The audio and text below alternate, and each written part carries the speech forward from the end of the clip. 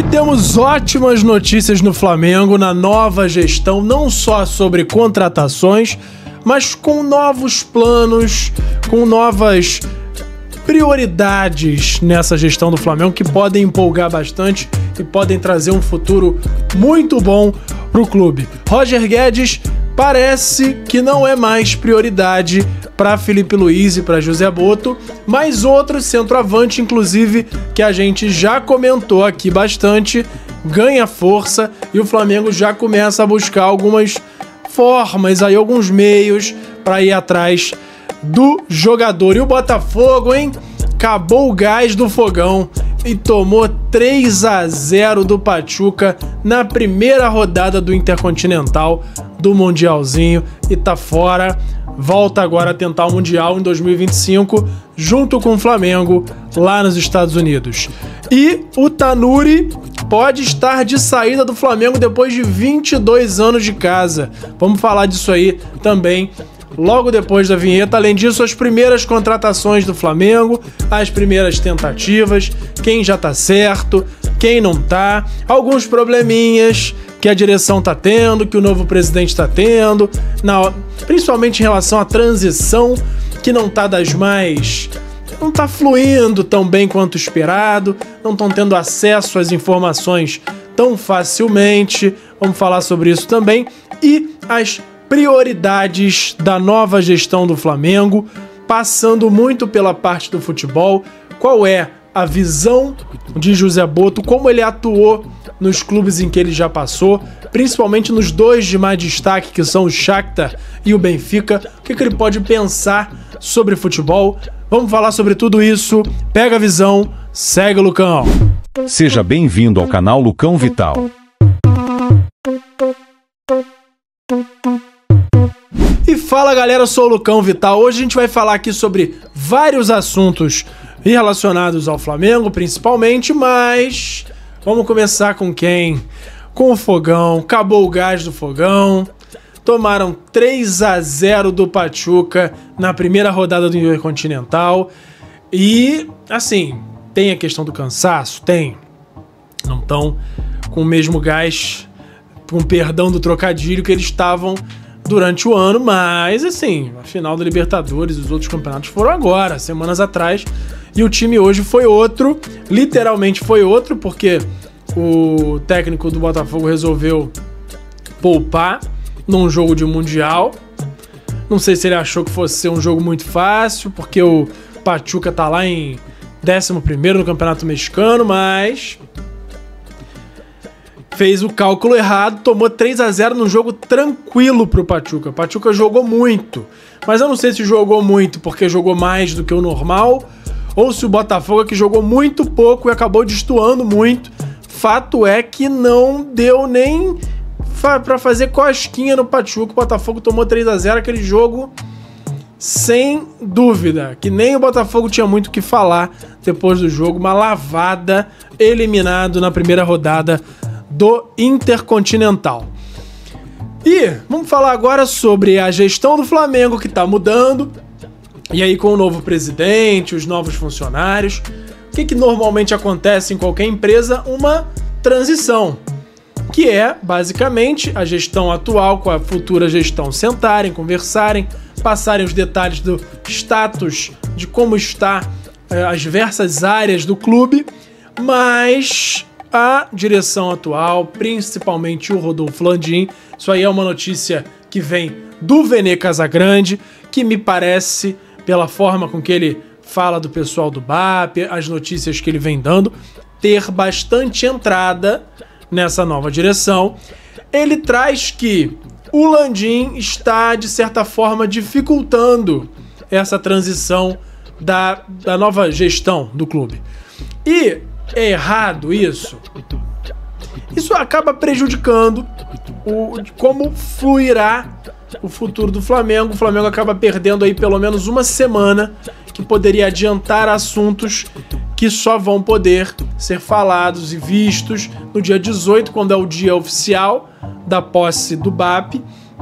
Então, por exemplo, acesso a números, a contas, a documentos confidenciais do clube, ele vai passar a ter só no dia 18, porque provavelmente, e a gente não sabe os detalhes de como o Landim está dificultando ou não facilitando essa transição, mas um exemplo pode ser esse acesso a contas, a documentos confidenciais, a coisas que o BAP poderia precisar para agir uma série de assuntos do clube, até para saber o quanto se pode gastar, o quanto não pode, até onde dá para esticar a corda com negociação de determinado jogador. Então, tudo isso passa por uma visão ampla de qual é o estado atual do clube financeiramente e em todos os sentidos. Falando nisso, saiu a notícia de que o BAP pretende mandar embora o Márcio Tanuri, o chefe da departamento médico do Flamengo. Isso aí é uma notícia que vem do Renato Maurício Prado, da UOL, e logo em seguida vem a notícia do Sormani dizendo que o Flamengo está indo atrás, deixa eu lembrar o nome dela aqui,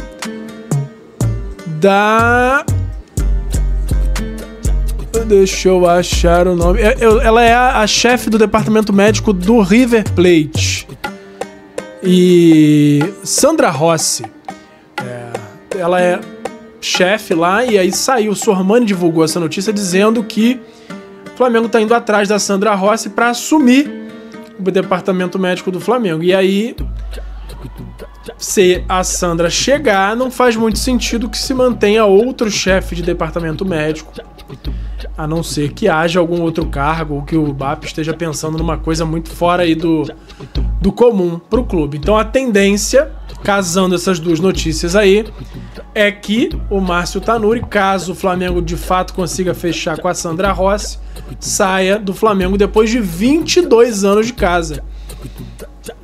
Passou por muita coisa aí no clube, o Márcio Tanuri. Ainda lembro da época antiga aí, da década de 90, acredito que até antes disso tinha o Runco, né? Dr. Runco, que era o médico da seleção também. Depois veio o Tanuri, que também agora é o médico da seleção brasileira. E agora, trocando aí para a gestão da Sandra Rossi. Então vamos lá agora falar sobre um outro cara que o Flamengo tá atrás e tá disposto a gastar um dinheiro que não é comum se gastar com comissão técnica que não seja o treinador, que é o JP Sampaio, que ele hoje é chefe das divisões de base do Palmeiras, que o Flamengo tá em cima, e pelo que estão dizendo, e aí é uma coisa que saiu em alguns sites e que eu acho talvez até um pouco assustador os valores, o Flamengo estava oferecendo um valor estimado de salário de R$600 mil para ele, mais uma possível necessidade de pagar uma multa dele junto ao Palmeiras de R$2 milhões. E aí, pro Flamengo, ele não viria como chefe da divisão de base, não. Ele viria como um cara para trabalhar com futebol profissional.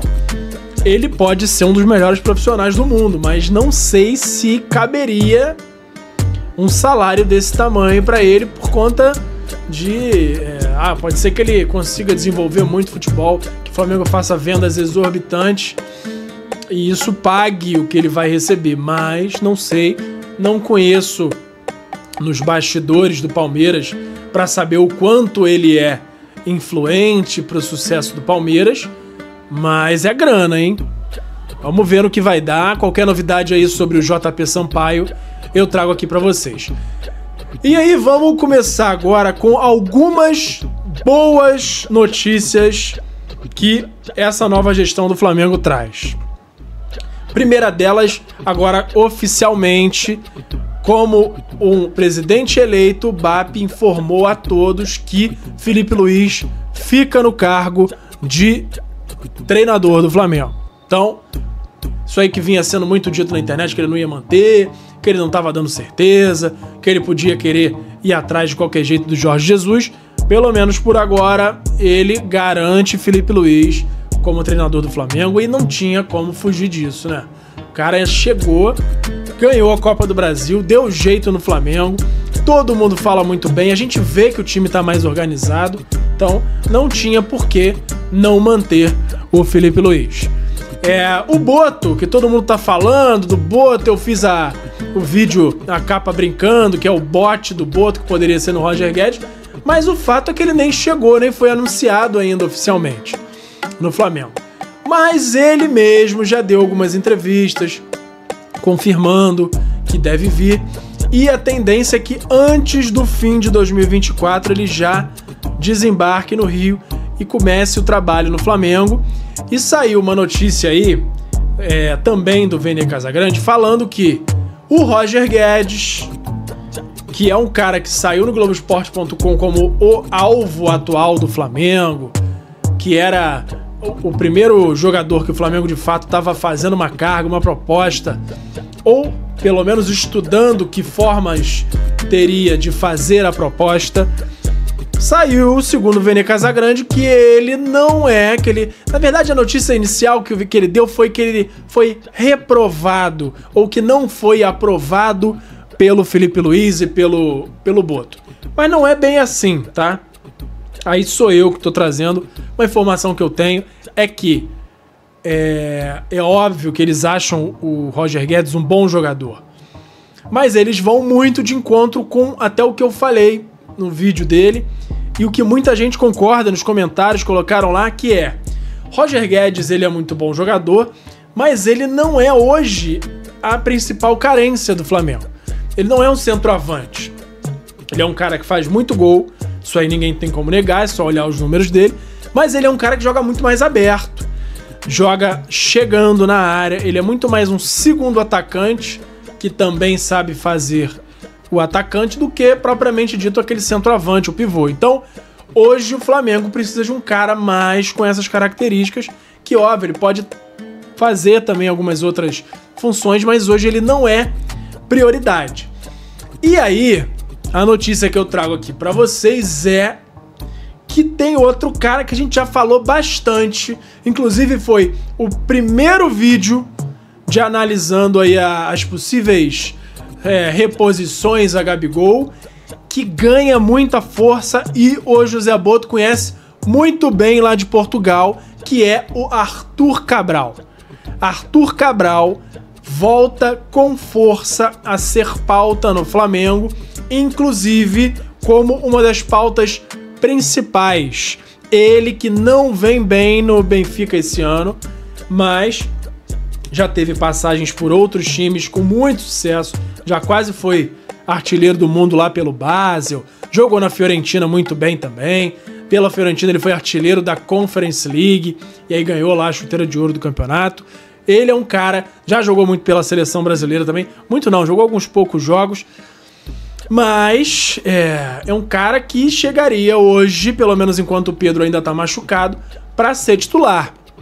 E quando o Pedro voltasse, para disputar a posição. Agora, a grande diferença aí é que, diferente do que foi dito, do que o Flamengo precisa ou que busca hoje, é um perfil de um cara que sabe fazer mais de uma função, o Arthur Cabral hoje seria ou ele ou o Pedro. Ou então, numa situação aí de fim de jogo, de muita bola na área, colocar os dois para tentar fazer mais gols, mas num esquema de um centroavante, ele chegaria para disputar a posição. Mas o que é dito é que o José Boto tem muitas entradas ali no futebol português, conhece muito bem o Arthur Cabral, ele já foi o diretor do Benfica, não chegou, se eu não me engano, a pegar fases com o Arthur Cabral fazendo parte do elenco, mas conhece muito bem o mercado português, e Arthur Cabral volta a ser pauta. O Flamengo começa a estudar uma proposta naqueles moldes que a gente falou lá no início, que seria um empréstimo pago, porém com o Flamengo tentando colocar aí uma opção de compra durante esse período de contrato do Arthur Cabral. Vamos também continuar acompanhando, apurando qualquer novidade eu trago aqui para vocês. E uma coisa eu posso garantir, o Boto, ele é muito conhecedor do futebol brasileiro. Ele é aquele cara que teve aquela onda de um monte de jogador que não era tão conhecido, surgia no Shakhtar e arrebentava. Alguns um pouco mais conhecidos, Por exemplo, o Wellington Nem foi pra lá uma época. Esse Marcos Antônio, que hoje tá no São Paulo, ele foi do Shakhtar. Uma série de jogadores aí muito interessantes que ele levou pro Shakhtar. O Shakhtar tinha uma legião de brasileiros lá. Jadson, Marlos, uma série de jogadores aí naquela época. E ele é muito conhecedor, ele já veio ao Brasil, já visitou inclusive lá o Ninho do Urubu. Ele é um cara que tem muito conhecimento por aqui já, então chegaria para agregar muito e para enriquecer muito essa parte de scout do Flamengo. Ele não viria para ser exatamente um olheiro, ele viria como um cara da gestão de futebol, mas é óbvio que ele utilizaria essa experiência, esse poder que ele tem com o time de scout do Flamengo e agregaria demais. Então, vamos continuar falando dele, que é uma questão das prioridades que ele tem. O Boto, tanto no Shakhtar quanto no Benfica, uma característica muito marcante dele é valorizar os jogadores. As vendas que o Benfica fez e as vendas que o Shakhtar fez e faz são muito por conta desse DNA do José Boto, que fazem os jogadores se valorizarem muito por conta do perfil das contratações. Ele contrata jogadores jovens que se valorizam bastante e normalmente nesses clubes não existe aquela debandada. Não é como acontece às vezes no Brasil, de saírem 4, 5 jogadores importantes do elenco numa mesma janela. Normalmente é uma venda grande que já supre a meta de venda, justamente para manter a característica do elenco, para não ter grandes desfalques, grandes mudanças em elencos que já estão entrosados e indo bem.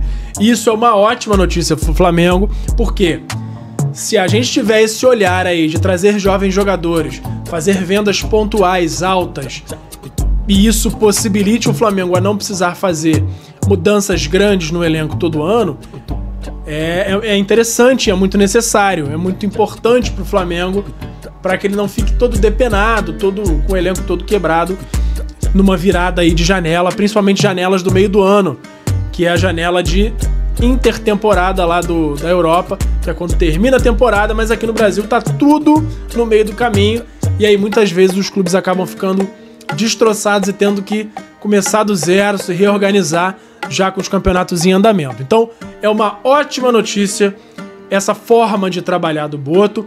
Vamos continuar acompanhando aí a situação do Arthur Cabral e também a do Roger Guedes, tá? Ao contrário do que muita gente está falando, ele não é carta fora do baralho. Tudo depende de como vão andar as negociações com outros jogadores. Também depende de quanto seria essa pedida lá do Al Rayyan. Pode ser que de repente chegue ele mais um, dependendo de qual vai ser esse orçamento do Flamengo, de o quanto a gente vai conseguir bons negócios, tanto de compras e quanto de vendas. Porque vamos supor, vai que o Wesley é vendido. Não acho que o Flamengo gastaria perto dos 20, 25 milhões de euros que receberia pelo Wesley para repor o lateral direito. O Flamengo provavelmente gastaria seus 5, 6 milhões num novo lateral direito e usaria o restante para contratar mais jogadores da posição mais carente, que é o ataque. Mas tudo vai depender de como vai correr essa próxima janela, quais serão as pedidas dos clubes dos jogadores que o Flamengo está de olho. E claro, mais uma vez, pega a visão aqui no canal, não esquece que qualquer novidade eu vou trazer aqui para vocês. Então, aproveitando a deixa, lembrando a vocês para curtir aqui o vídeo, para comentar o que vocês acham dessa mudança de gestão do Flamengo, dos nomes que estão sendo ventilados. Não esquece de compartilhar o vídeo com a família, com os amigos, com todo mundo que está na expectativa de como vai ser o Mengão de 2025. E também não esquece de me seguir em todas as redes, no @LucãoVital no Instagram e no YouTube, e no @Lucão_Vital no TikTok e no Kawaii. Se inscreve aqui no vídeo, tem muita gente assistindo e pouca gente inscrita no canal. Se inscreve, ativa o sininho para não perder nenhuma notificação. E é isso, por hoje é só. Pega a visão, segue o Lucão e até a próxima. Valeu! Obrigado por assistir. Não se esqueça de deixar o like, se inscrever no canal, ativar o sininho das notificações e nos seguir em todas as redes. Até a próxima!